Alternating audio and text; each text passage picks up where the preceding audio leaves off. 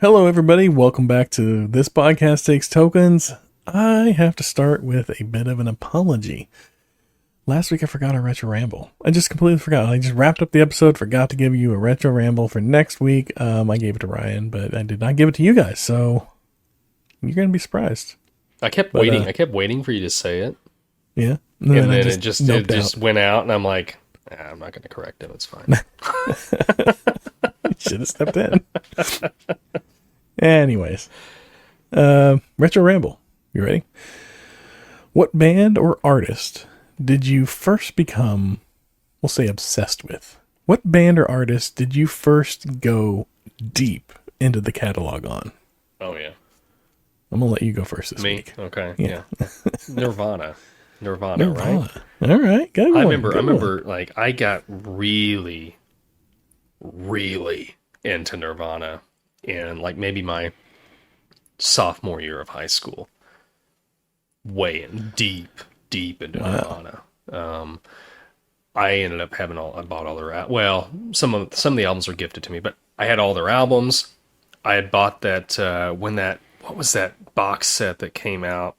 Oh, yeah. That had like a bunch of the B-sides and just like, and then had You Know You're Right on there, which was like Baked Beans. Yeah. What was that Baked Bean song? That was hilarious. I love that one. Some of that stuff, like you're listening to, you're like, yeah, I know why they didn't release this on an album. Yeah. But yeah, some of them were funny, some of them were good. Yeah. But, a lot of good live stuff on there too. Yeah, a lot of good live stuff. And I'm still to this day, Nirvana Unplugged is it's one of the best albums ever. It's so good. Gosh, I got into that. I was like, I had, you remember when they released like Kurt Cobain's journals? Yeah. I had that. I may still actually have that. I had Heavier Than Heaven, which was a book about Cobain. I was deep. I was like neck deep. Yeah. In Nirvana. I'm not so much into them anymore. I like, if they come on the radio, I'm like, all right, I'll listen to them. There's some songs I still really enjoy a lot of their songs, most of their songs, but I'm just not that like, I can listen to them every single day. Like, you're not defined by it. Oh my gosh, it was a religion back then. It was crazy. Yes, of course. Yeah. It was. It's that time, like high school, man. You discover those bands, and you're just like, oh, this is it. This is it. This is my life. This is what I'm obsessed with. I am Kurt Cobain. I connect with this. Yes. Yeah. For me, it was a little band called 9 Inch Nails. And I remember that. Yeah. Yes. I discovered them, and I was I think I was a freshman. And got like, no, I wasn't a freshman. I was a sophomore. Yeah. Sophomore year. Got deep into them. Got every album that I could find. I would go to the record store or the CD warehouse that we had, next to us or down the street from us. And I'd go in there and go straight back to the 9 Inch Nails section, thumb through them. I've got it. Ooh, I don't have this one. Got it. And like every week, just go through there. It was never changed, but a kid can hope.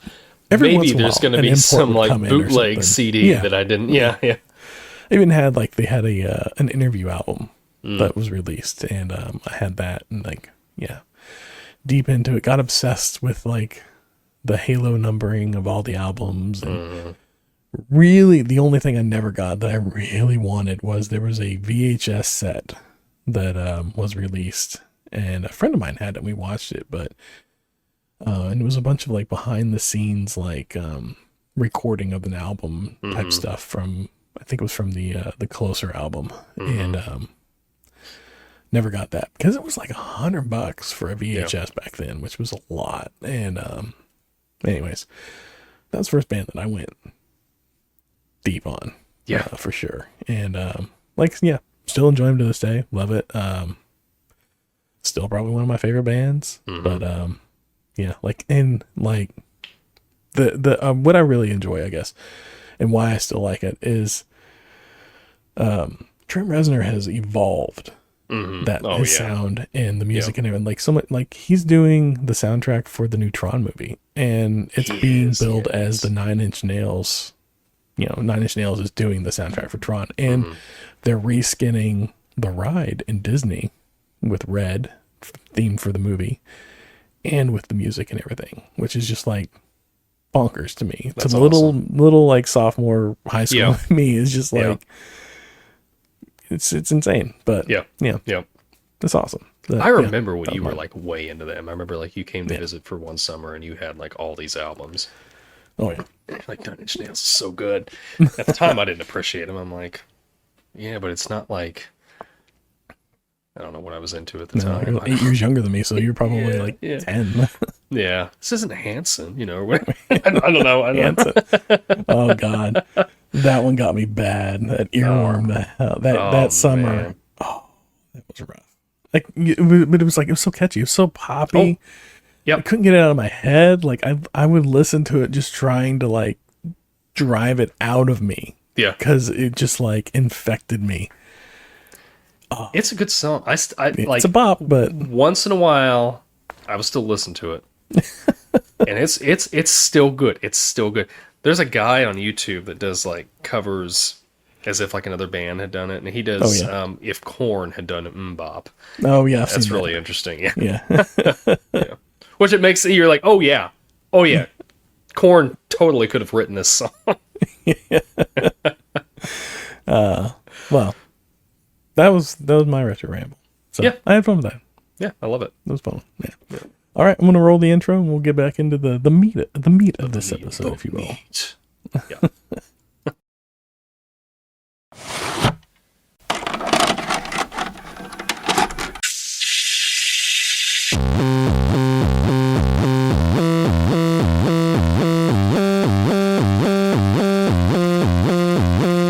Your local video store card.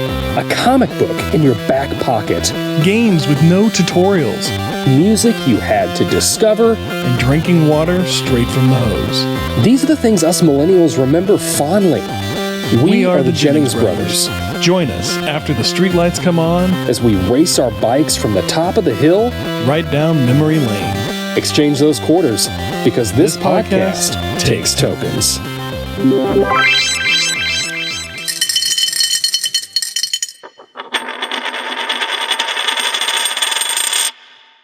Do you remember high school? Remember how it felt to have every adult just out to get you?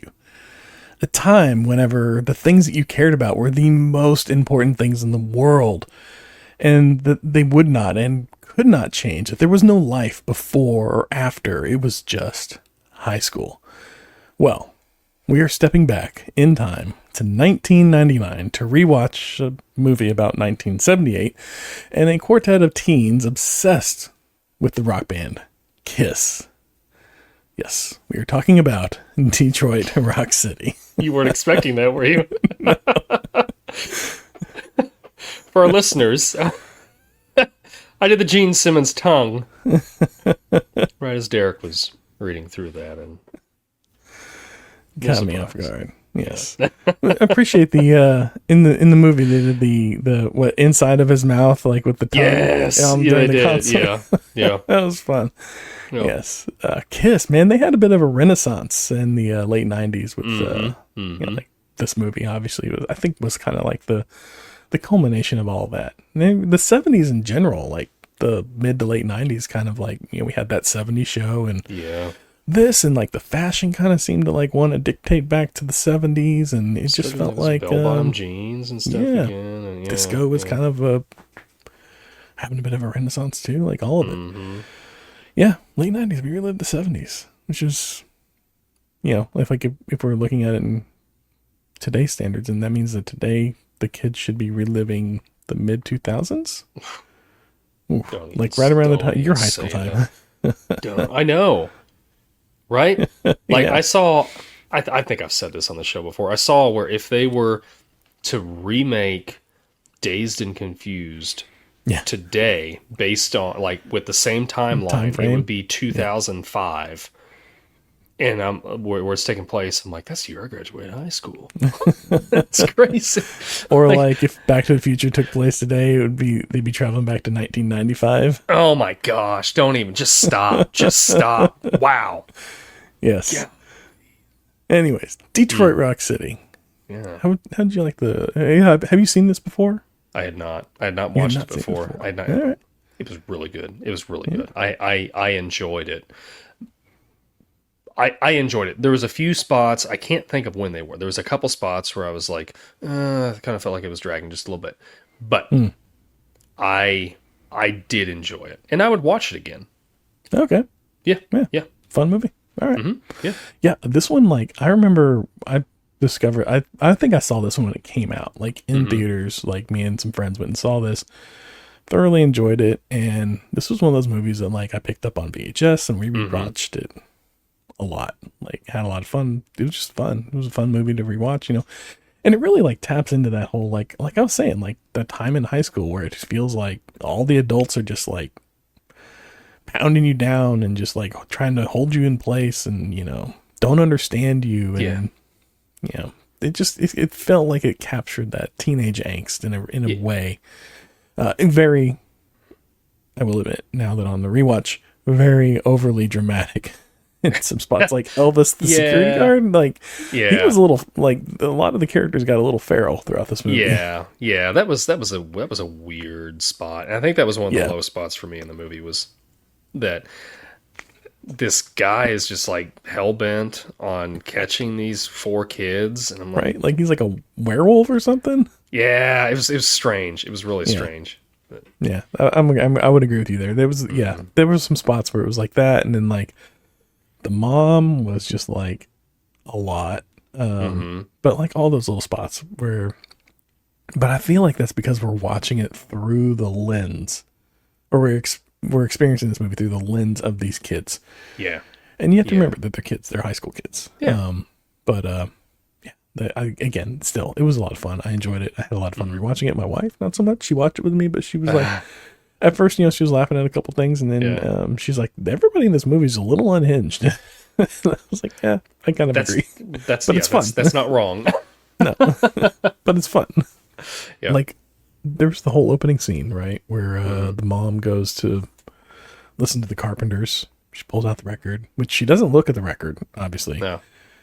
Puts it on. Who does? And, well, I guess. I don't know. I don't. Like, when I pull out a vinyl, I'm just assuming I'm putting Fleetwood Mac on. Okay. Well, that's a bad example. I have a clear Fleetwood Mac, or a white vinyl. But my obvious. Weezer album, sure. It's one black. of them is black. Yeah. All right. Was it? I mean, we didn't really grow up with this, like hiding albums in other albums, but you know, we heard it on That 70s Show. He's like, you know, Hyde is teaching Fez how to hide the albums from his foster parents and stuff like that. And then, you know, it's in this movie too. And I want to say it was in Dazed and Confused as well. Like there was like somebody that was hiding albums in other albums. I guess this was a thing with records in the 70s. Like, I tell you, with kids. I did it when I was in like middle school, because there was some bands that my mom and my stepdad didn't want me listening to. I think like Limp Bizkit was one of them. And I had a Rob Zombie album. But what I had done is they were burnt CDs. Yeah. And I would just write a different, you know, band. Kids Bop. On them. Kids Bop. Yeah, you know, whatever. I don't even remember. Like something that like, oh, sure, they're going to let me listen to Train, you know. Jars of Clay. Like, yeah, Jars of Clay or something. And then I'd put it in and it's, you know, Rob Zombie. Right. More Living Dead human. Girl or something. Yeah. But I've never been like, I've never hid any music that I listen to or been embarrassed by it with my folks, except for Rob Zombie's More Human Than Human. The way that song starts out, and whenever you're wearing headphones, especially like the older headphones that are like, the sound just leaks out. Yeah. That's all they can hear. Yeah. I would skip that one if the parents were around. Yeah. Well, I remember listening one time to, it was Rob Zombie again. Yeah. And I think it was, I can't remember which song it was. It was on that same, like, Dragula album or whatever. Dragula. But I was listening. Yeah. Dad heard it. And he's like, what the hell are you listening to, bud? That's what he said to me, too, with it. I was like, yeah. It's the exact same response I got. Yeah. He should have known. Should have known. Well, one of us did it first. Yeah. But no, yeah. I never had that. Never had that issue. My parents, well, my mom, I guess, didn't really like say anything about the music I listened to. My stepdad did, like, but not like, don't listen to that. But he was more like, whenever I first started getting into Metallica, he was like, "You like that?" And I was like, "Yeah." And he's like, "I don't really like them, but all right." And that was kind of like the extent of it. Like, if anything, it was more like, I don't like that. Yeah. Which, I mean, he had Smashing Pumpkins. Like, I listened to Smashing Pumpkins from him. And what was the other one? Not Taking Back Sunday. I don't know. There was another one. Anyways, music. Yeah. Satanic Panic, all that. Anyways, yeah. Hiding albums. Never had to do that. But, man, talk about your Satanic Panic. Like, she flips out whenever she hears that it's Kiss. That's another thing. Like, so we're talking about over the top in this movie. Like, I know there was Satanic Panic back then. Yeah. And I know that some of that stuff, depending on where you go, still, I can say that as a Christian man that goes to church. Like, there's still, I feel like there's some over the top within that community. But man, I've never seen anybody act like that. Yeah. That was next level. It was fun to watch. Yeah. I felt I felt really bad for Jam. I did not want to be him dealing with that. Oh, man. We don't ever find out what happens to his dad. Like, his dad's not in the picture. I wonder what happened there. That has to have something to do with her, like, religious... whatever. It's like, young Sheldon. Sheldon's story, He lost his dad, and his mom went deeper into the whole, religious thing and everything. So I wonder if maybe that had something to do with it. Like, they lost his dad, and she kind of went deep, went over, from a point, you can, later on, we kind of see that, like, it's really just like she's wanting to protect him, but she doesn't, like, like all parents, we don't know what we're doing. Yeah. We're making this up as we go along. Yeah. But there was definitely a time whenever it wasn't, you could not, you don't tell that to your kids. You don't tell them you don't know what you're doing. You have to be the one that has, like, I know exactly what I'm doing. I have all the right answers, so you will not question me. Yep. And this is definitely like the height of that. Like, do not question me. I am 100% the parent. I know all the answers, and you're going to follow my lead. And if I'm wrong, I'm not wrong, and we're going to keep marching. Yep. And this definitely felt like that. Like, hardcore, I'm right. You're going to listen to me all the time. But, man, talk about your terrible garage bands. Oh, my gosh. They were having fun. They were loving what they were doing, but it was rough. They were. It was... Yeah, it was pretty bad. But they're like jamming. you said, they're doing what they like to do. They're doing what they like to do. To them, it sounded good. They are Kiss in their minds. They are mystery or ministry. Mystery. Yes. Mystery. Yeah. I remember being at that age, and I never played in a band or anything like that, but me and my friends would ride around in the car, blasting music, air guitaring, drumming, and all that, like in the car, just jamming out, having a great time. I'm sure we sounded like howler monkeys, but we were having a good time. And that's just like, there goes my hero. Yeah, exactly. But yeah, we're having a good time. And that's what it's about, right? Just about being in the moment and just enjoying the music. And man, these guys embody loving the music and feeling the music and being part of that, if you will. Yeah. So, anyways, what are the numbers on this? Oh, the numbers. You're right. Yeah. I did not go over the numbers. That's I didn't even pull it up. Right. I got to be honest. I didn't pull it up. I'll pull it up real quick. You can tell me maybe your favorite scene. Yeah. What was my favorite scene? Oh yeah.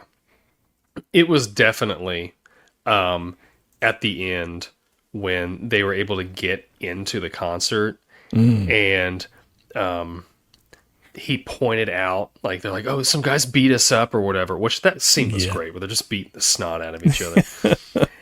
And like, some guys beat us up, and the guy's like, he's like, yeah, right, you know, whatever. And then he sees that little punk and his brother. Yep. And he's like, it was them. And of He's course, got my he's got my wallet, and he's got the wallet, he's got the tickets and everything. And then he just gets to stick it to him, like, yep. Right. Yeah. That was little man. So much fun. So much fun to see that. Yeah. And the callback. Yeah. That was a great time. I would agree. Yeah. That was a good scene. I mean, I don't think that he was really in the right when he first encountered that kid. Oh God, no. No, like this guy was like, he was just like his answer to every solution was a felony. He was not in the best of minds, for sure. He's not he's not the one to follow. Yeah. I would agree. For sure. I think if I'm going to counter with my favorite scene, it's got to be whenever Jam gets done at the confessional booth and then goes to his mom to get his drumsticks and confronts her and just goes off on her. That was great. It was a great like payoff for the character.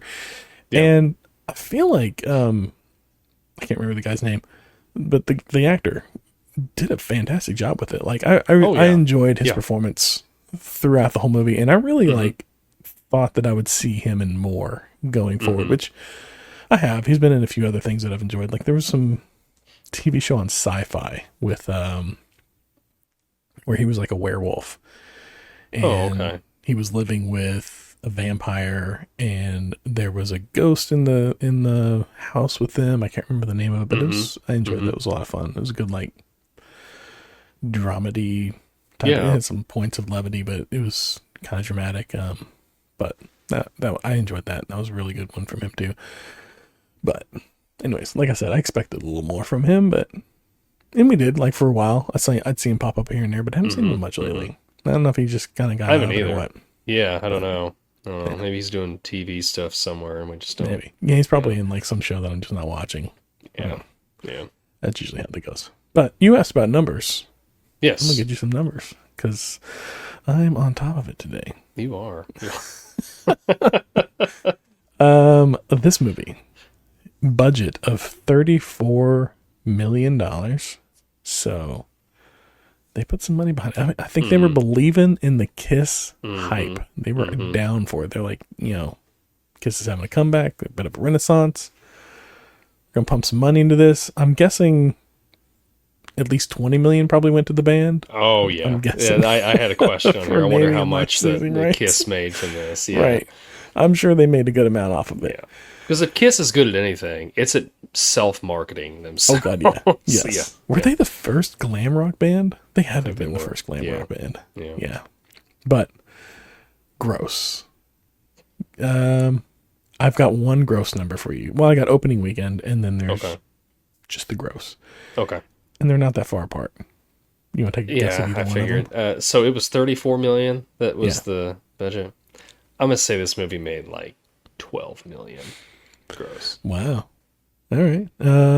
Gross 4.2 million. Wow. Whoa. Oh my gosh. This may be our lowest grossing film. Oh my gosh. Wow. Yeah. Wow. 2 million on opening. I can't believe that. That is holy. I mean, I didn't think it was very high. Yeah. Because I was familiar with this movie when you said you wanted to talk about it. But it was something that I'm just like, I'm familiar with it because I've like seen it in a video store or something. Like, I don't ever remember the advertisements for this movie at all. I don't ever remember there being like a lot of hype, like, Forrest Gump or something. Where I was like, oh, you gotta go watch Forrest Gump, or whatever.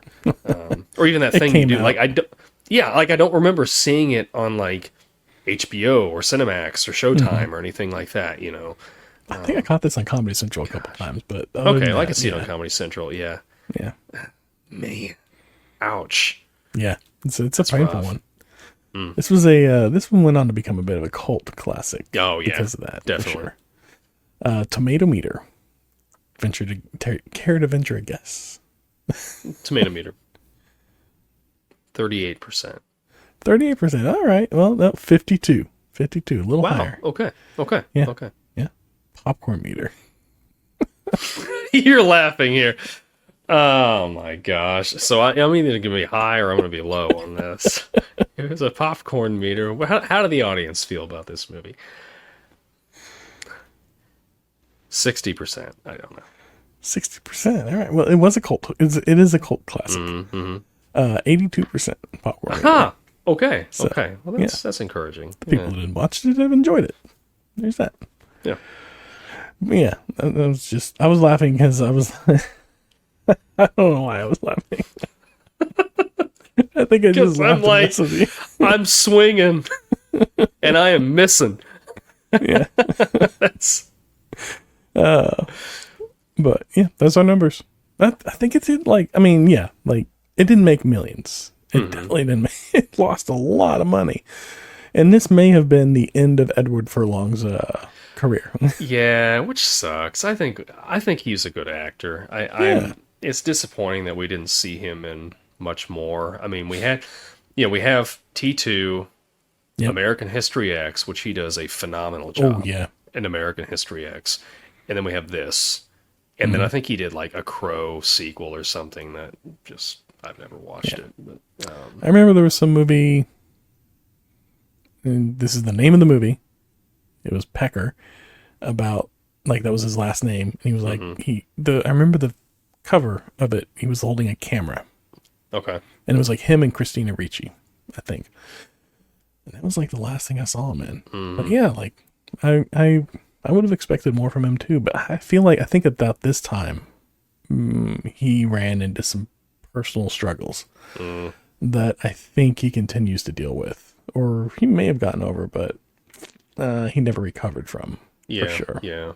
And that's sad. That's the way that goes sometimes. Yeah. But yeah, especially after T2. I know that, like, for T3, they were going to have him reprise his role. Yes, I remember But that. he was having these issues, and James Cameron didn't want him on the set if that was the case. So, yeah. I appreciate I hear the story a few times where an actor is dealing with personal struggles, issues, demons, and directors, producers will say, look, you're great for the part. We want you for the part, but you've got these struggles that you need to deal with. So we're going to turn you away for now. And I appreciate that they recognize that there's an issue, but it doesn't feel like that goes beyond that. It feels like it's more of the door's being shut on you. Go figure it out. Yeah. And not so much here's a path forward. Here's how we're going to help you, or whatever. Maybe there is. I don't know. I'm not behind the scenes, but it definitely feels like the door kind of gets shut on them. And it's a machine, and they move on to whatever the next thing is. And I mean, that's it. They've got deadlines. I'm not saying it's right, but they've got deadlines, and they're just like, well, show must go on. Show must go on. We'll just get somebody else. Like, I think it's like any job, honestly, really at its core. Like, if you leave or something happens to you, like, they'll have that job posted next day, like looking for somebody else. So 10 guys around the corner just waiting to fill that slot. Yep. You're just holding a position for the time you're in it. Yeah. And it's sad, but that's the way it is. That's life. Yep. Anyways, this movie and the title sequence on this one was just a great 70s time capsule. Like, you're just seeing, like, all these little cultural touchstones. Yeah. And they kind of highlight on these different, not just Kiss, but like things that are like happening in the world, like Nixon and like all these other things that are happening in the culture at the time. And it just really kind of sets up the movie. Yeah. Really good. And I think they did a good job, like, kind of capturing the 70s feel throughout the whole movie. Yeah. Except for the whole, like, Stella thing. Like, I've never heard that before. I've never heard people refer to people that listen to disco as Stellas or Guidos or whatever. That was a little weird. But maybe it was like a thing within the group or whatever. Yeah, I don't know. Yeah, I'd never heard that before, but Yeah, no, we didn't live back then. We just lived in the remake of it in the 90s. that's true. That's true. We lived in the 70s part 2. Yeah. Were you ever really into Kiss? I think I was for a very brief time, probably around the time this movie came out. Okay. I remember like listening, like it's like it'll come on, like Strutter comes on, and Strutter comes on, and I want to play Guitar Hero again. But like that's a good song. Like they did good music. Don't get me wrong, but I'm kind of like I'm not like I don't know. I've never owned a Kiss album, but it comes on, and I'm like, I get it. It's good. How about you? There's a few songs that I think of theirs there's a few songs of theirs that I think are good. Strutter is one of them. I think Strutter is their best. Detroit Rock City is good. And then, I don't know, they've got a few others. But, like, I never could understand the hype of, like, how did they get so big? Other than, I mean, I know it's their marketing. It's their self-marketing, and they're marketing themselves to the youth as this is cool. It's, like, anti-establishment. It's anti... like normalcy, or whatever, right. like anti-morals, or whatever. Would they have been as popular if parents and authority figures weren't rattling against them so absolutely hard? Not. Absolutely. You do that with anything. I mean, like, books. Don't listen to Teletubbies. Don't listen to Teletubbies. Yeah. They've had books over the years. They've, like, video games. Dungeons and Dragons was a big one in the 80s. It's like, when you and you look back, I mean, I don't want this to be a history lesson, but you look back to, like, Prohibition, and it's like more people are drinking because it's illegal. Like when you soon as something is taboo, you're gonna have more people that are just gonna be like, oh, I'm just gonna go check this out. Yeah, and I think that's why Kiss got so big. I don't think Kiss is a bad band. I just think they're an average band. They're bigger than they should have been. With some good songs. Yeah. So. I would agree. Yeah. But that's like you said, that's kind of it's from the era, like that whole like Satanic Panic and I keep wanting to say parents, that's not the right word. Authority figures. Yeah, there you go. There you go. Rattling against it. Yeah. Just like made it more appealing to young kids. Yeah, we're both parents. We get it. You tell your kid not to do something, they're going to go, oh, why? Again? Yep. Especially if you're like, don't do it because I said so. And not giving any good, clear reasons. Yeah. Because whenever you tell your kid, hey, you know what, don't touch the stove, they're like, maybe I want to touch the stove. Why don't they want me to touch the stove? What's up there? Is there a cookie up there? But then whenever you're like, hey, don't touch the stove because it's really hot, it'll burn you, it'll hurt, and then you're going to end up with, like, we're going to have to go to the hospital or something. And then they're like, oh, okay, I get it a little bit more. And they're a lot less likely to actually touch it. Now, you still get some kids that are like, but maybe there's a cookie up there. Maybe so. Yeah, maybe if I go to the hospital, I'll get some ice cream if I go to the hospital. That's right. That's right. That's how I get to the hospital. Okay, I get ice cream at the hospital. I get this now. Oh, man. So, like, these guys have this whole, like, burnout, I guess burnout would be the right term. Burnout aesthetic, right? Like the flannels and the jeans and just, like, T-shirts. And that style hasn't changed. Like, that style lived through the 80s. We had it in the 90s. We still have it today. I mean, it's a little more, I think it's a little more cleaned up now. Not as gritty, grungy. Like, I think that's what it is. Like, over the decades, it's kind of like every decade seems to wash it a little bit. And it gets a little cleaner. But it's still kind of like grungy and dirty, but it's a cleaner, grungy and dirty. And now we've got like, Hot Topic. So. Hot Topic. But this style, the aesthetic, the burnout aesthetic hasn't changed since the 70s. I think that's just crazy.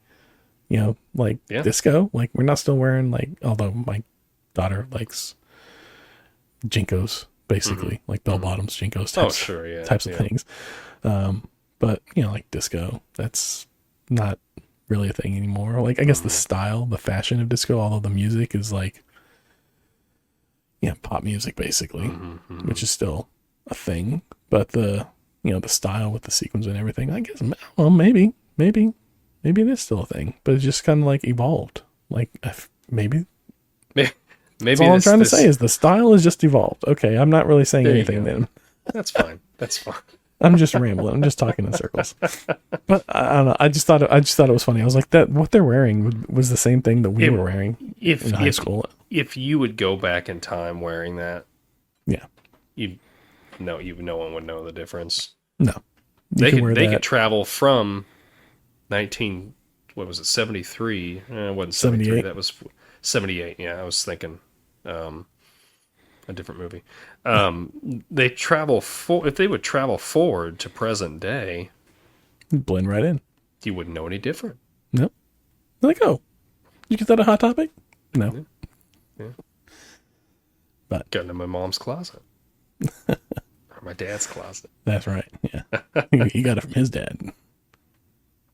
But anyways, talking about the unhinged adults, is there anything more, I don't know, next level evil parent than lighting your cigarette with the flaming tickets you just took off of your kid? Right? I mean, so I'm watching that and I'm like thinking, okay, I don't agree with it. No. But I get like not wanting her son to go to the Kiss concert. But do you really have to burn the other boys' tickets? Right. Like, that's like pretty evil. Right. That's, next level. Yeah. Just crazy. Like, this lady was unhinged. Yeah. Oh, man. Yeah, this was like, but she does such a good job with this role, though. Like, and she did it, like, you remember,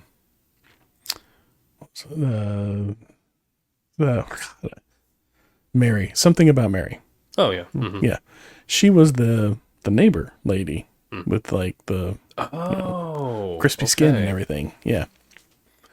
She does a great job with this type of role. Like this, just like, I don't know, angry older lady, or just like a little unhinged, a little, feral, for lack of a better term. Yeah. Yeah. And I don't know, just as much as like, as she was like overbearing and crazy, it was a great performance. Yeah. I thought. And it was a lot of fun to watch for sure. Yep. I don't know, but yeah, it's kind of like, anyways, I'm gonna let go of the authority thing. It just, but it seems to be like an overarching theme throughout the whole thing, is like this whole authority, and it's just always there. But I think it's I mean, that's the movie, right? It's it's that razzle. No, rise against authority. That's not the right word, but something like that. Yeah. Something like that. Yeah, the rally against authority. Yes, I think what I was trying to say. Yes, but anyways, they got the tickets back. He called up the hotline, won the tickets, and then promptly hung up the phone and lost the tickets. Which I forgot about that. I was watching the movie and I was like, man, it's really convenient that he was able to call up the radio station and win those tickets. And now they're just going back to the concert. Yep. And I'm watching and I'm like, really? Like, why didn't they just write it to where like they did that to begin with? And then maybe they flash back to the last time they got tickets and his mom torched him or something like that. Yeah. But I don't know. They worked out. And then we find out that like they didn't actually win the tickets because their friend's a bit of a not the sharpest tool in the shed. No. He's not that intelligent. Click. Yes. Oh man, can you imagine? You make your way all the way down and then nothing. Yep. That would be, oh man. Yeah. That he would never live that down in the friend group. Like they're never going to let him forget that time. Although after that night, there's so many other things. Yeah.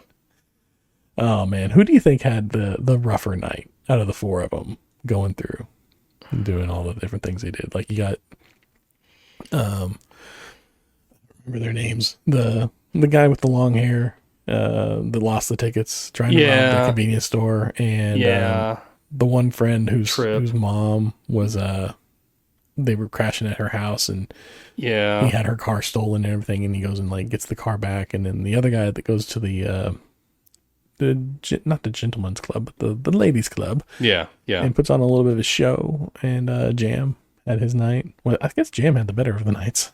I think Jam had the better of the nights. I mean, he didn't really have like, he had to like go to the confessional or whatever. The confession, that's well. And you know, Hawk had a pretty good night too after the. Yeah, it's true.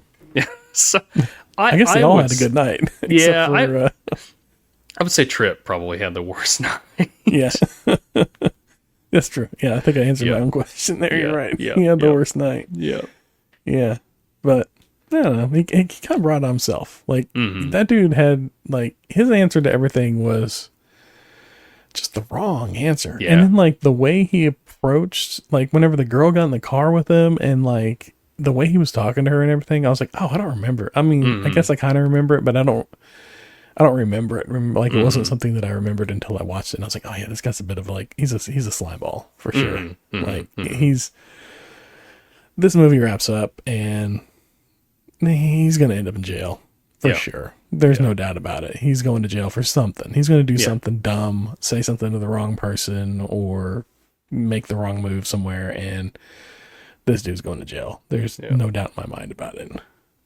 Probably a few years after high school, maybe a year after high school.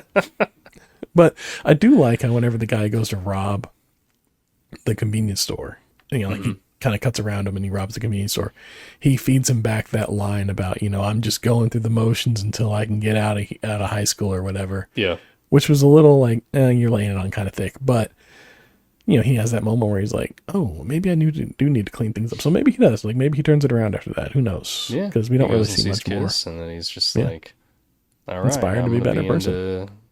You know, the Partridge Family, and I'm gonna really clean myself up. I don't know. Maybe he starts like a School of Rock later on. There you go. Yeah. Anyways, what'd you think about Hawk's fake ID? I thought, honestly, whenever he flashed that up on the screen, I thought, is that Dave Grohl? No, it can't be. That was my first thought. But yeah, it looks nothing like him. Looks like, I don't know what it looks like, but it doesn't look like him. But then again, like, you know, fake IDs, they never really look like you. I never had one, so I don't know. But anyway, never had a fake ID. You ever had a fake ID? No. I never had a fake ID. I never even knew anybody that had a fake ID, let alone. I didn't either. I was at the mercy of my age. Right. So that was it. We always just knew, like, if you needed something like that, you always knew like an older sibling to somebody else that could that would hook you up. But like, you know, you're paying like 3 times whatever the thing costs. It's definitely not cheap, but you're getting you know, whatever it is that you're after. So there's that, I suppose. You know, premium candy and whatnot. That's right. Those Jolly Ranchers, man. Those are Jolly Ranchers. Oh, the priest getting the pizza with the stale mushrooms. Oh my gosh! Yes. Still, yes. Had me laughing. It was probably that was one of my favorite parts growing up, and I still thought it was funny. Yeah, but I don't know. Anytime you give an unsuspecting person a copious amount of stale mushrooms, it's funny to me. Only in movies, though, not in real life. In real life, not in real life, not in real life. But yes, it was fun. What about the guys that are just like jerks to them on the highway? Oh yeah. Well, I mean, he threw the pizza out the window. I feel like they would have been okay if they didn't hit him with the pizza. Yeah. But I think they kind of went a little bit far with it, right? Oh, for sure. Like, yeah. Once like they see picking him up and wiping his head on the windshield. Come on. Yeah. They totally got what they deserved when they. Absolutely. Yeah. Did you see whenever Hawk got off the hood and like flipped the switch and kneed him? He lifted off the ground a couple inches. He let him have it, which I was surprised. Like it feels like that was that wasn't entirely in his character. Or maybe it was, but like he didn't seem that. Why did he start with that energy? You know, Could have saved Yeah. himself a little, pizza in the hair or whatever. But Yeah.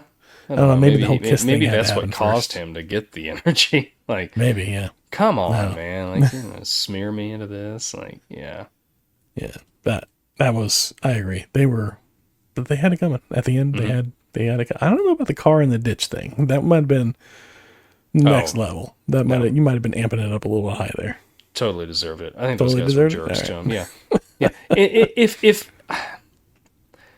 I don't know where the point of no return was on that, but there was a point where it's like, all right, you've crossed a line here, and you totally deserve to get your vehicle destroyed because of this. Like whenever they knock out the first guy, and the second guy's like, "Come on, guys! Like, we can settle." Like he's trying to talk it back now. Yeah, like he's lost all. He's got no backup, and they all just like start taking off their belts and like their chain wallets and stuff, and he's like, "Whoa!" Like he's gonna take them on and just pile on top of them. That was pretty funny. I enjoyed that for sure. Yeah. And then they go and they, do the Jam offers the gentleman anything of picking up the girl and giving her a ride to her next destination. Although, you think he would have done that in hindsight if he knew what he was going to be putting her through? With No. Or did she? She kind of held her own though. At the same time, She did. Yeah, I don't know if he would have or not, but he was the gentleman of the group. He was the gentleman of the group. That's right. Yeah, for sure. That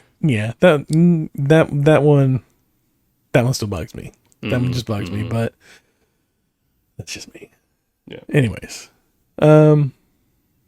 So I don't really have much else to go on with this movie. I enjoyed it. I don't think I enjoyed it as much as I did the first time I saw it. But I still enjoyed it. I don't know that. Yeah, I guess if it's on somewhere, maybe I'll watch parts of it again. But I don't know that I'll ever put it on to rewatch it from the beginning again. Yeah, I think that's like I would rewatch it again if somebody's watching and hey, you want to watch this or whatever, and I would rewatch it again. But yeah, I don't see myself seeking it out and I need to go find what streaming service is this on, or whatever. And yeah, it was fun to watch. I'm glad we watched it. Just a pure teen fantasy movie. That's always fun. Yeah, it's always fun. I do have one thing. Yeah, this is the first movie I can remember where somebody, realistically, which is a lot for this movie because this movie does a lot of fairly unrealistic things. This is the first time whenever a movie realistically depicts somebody walking through or on top of an air vent and it falls. Yeah, that's true. Yeah. Every other time it seems to be able to support like a person. Like we were watching Airheads and you've got, Michael Richards up in there and he's just like tornadoing it, just tumbling around and nobody hears anything. This kid's army crawling across the top of one and it just collapses. On him. Yeah. I appreciate that. That's what an air vent would do if somebody was climbing on it. Yeah. Some realism. To support that. That's right. Some realism. But anyways, you got anything left on Detroit Rock City? No, get off your chest. There was a line that I thought was pretty funny. I don't remember what the build up to was. I can't get my words right. I remember what the build up was to it. But one of the guys had said, if there's one thing Kiss will never do, it's make a disco song. Oh. And a couple of years later, they did "I Was Made for Loving You," so which is a bit of a disco song, or is it a full-on disco song? Yeah, it's full-on disco song. Yep. Wow. All right. Yep. They had a lot of backlash from some of their hardcore fan base about that. Is that the same one where they removed the makeup? That was a little bit later, I believe. That that was in the 80s. Was it the late 80s, mid-late 80s when they did that? Well, I think I'm going to give you the award for the biggest Kiss fan of the group here. Well, no more than I do. Of the two of us, I guess. Of the two of us, as I said, of the group. Dishonored. I just don't think Kiss has a lot of good music. I would But agree. what they do have that's good is pretty good. Yeah. It's like, their chart toppers are chart toppers for a reason. And other than that, yeah, like, I haven't heard, I can't think of a non-top 10 song of theirs for sure. Even, I Was Made for Loving You. I like that song. It's a good song. Yeah, I enjoy a good it. song. Yeah. But, that comes from hindsight, and I'm not in the middle of the whole, like, disco rock and roll war, so. Yeah. Thank God. Anyways. Taylor Swift got engaged to Travis Kelce. She did. How are you feeling about that? I have no feelings about it at all. It affects your football game, none whatsoever. All right. Everybody around here is super, well, not everybody. A lot of people around here that are into that thing are super excited about it. Excellent. And it's fine. I'm happy they're excited about it. I just like watching football. And one thing, I will say this though. Having Taylor Swift at some of those games has opened the NFL to a broader audience, because there are a lot of, my daughter has watched parts of the games with me and has asked me questions about football because Taylor Swift has been on TV and she's been looking for Taylor Swift. There you go. So it's fine. There you go. It's fine. Yeah. I don't think it's something that's just like, stupid to talk about or stupid to be mad. I think it's stupid to be mad about it. I'm just Right. But Like, who cares? Like, nobody concerns himself with, like, the other football players' girlfriends or wives or whatever. But, for whatever reason, this one has become the obsession. well, she's like the biggest musician on the planet right now, so it's like That's true. But disproportionately, I'm sorry, not the biggest football player on the planet. Kelsey's performance has dipped quite a bit. And to be honest, Distracted. hot take. I am a Chiefs fan through and through. I live in the Chiefs Bleed red and Kingdom area. I don't live very far from Kansas City. Travis Kelce drives me crazy. I don't like the guy personally very much, but Fair enough. as a ball player, until recently, he's been pretty good. So, All right. hot take. So, Anyways, football season in full swing now. yes, Yeah. it is. We had It is, first regular season, like last week or something like that. last week. Yep. All right. Yeah, that's right. Last week we recorded, and I think Cowboys were playing.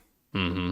I don't know. And then, I'll catch a game every once in a while, but Yeah. I'm not going out of my way. When the playoffs come around, then I'll start watching again. I watched some Red Zone on Sunday. Yeah, okay.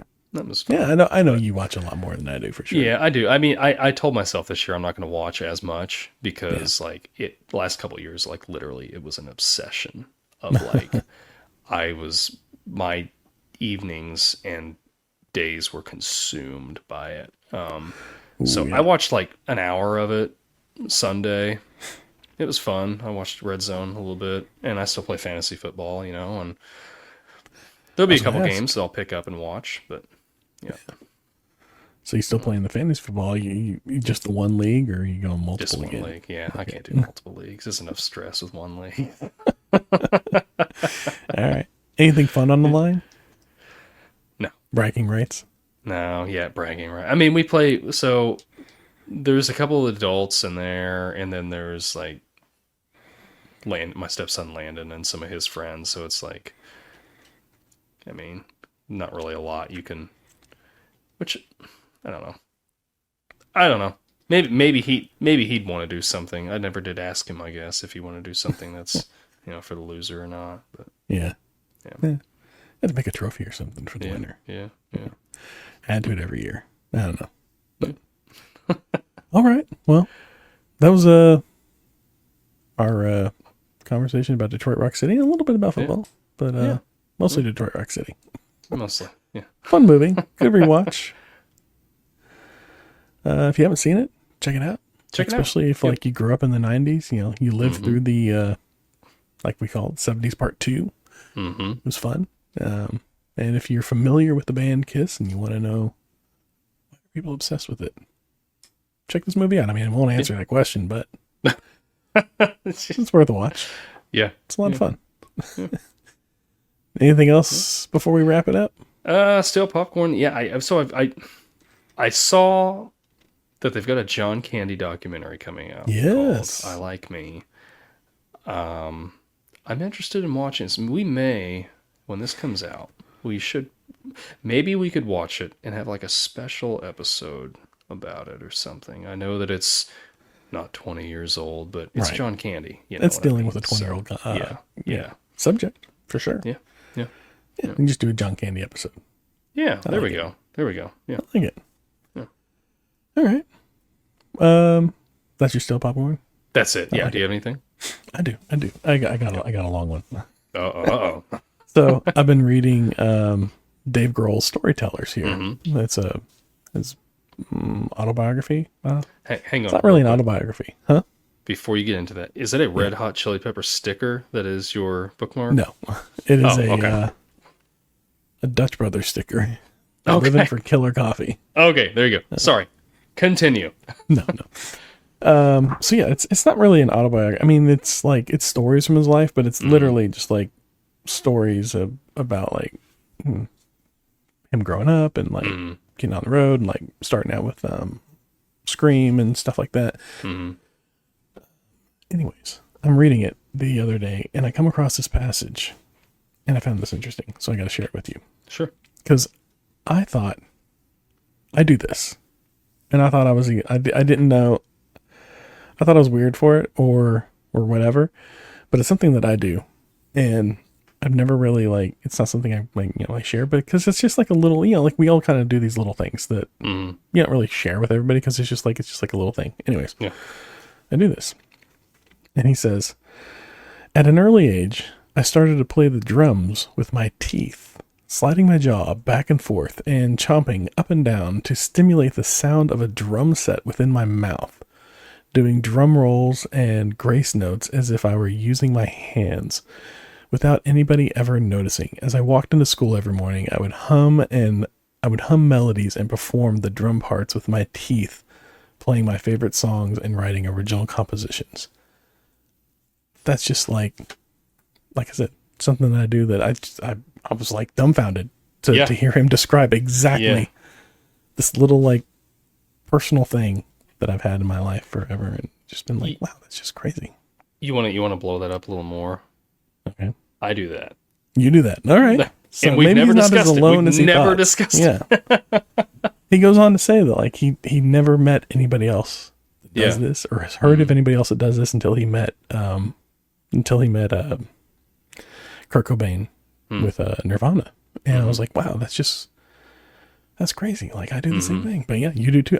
I bet there are more people out there. Oh yeah. And it's just not it's like one of those little things that's like, you're not going to advertise it. Yeah. Type of thing. But I mean, how's that going to come up in conversation? Right. I do drum solos with my teeth. I do drum solos with my teeth. Yes.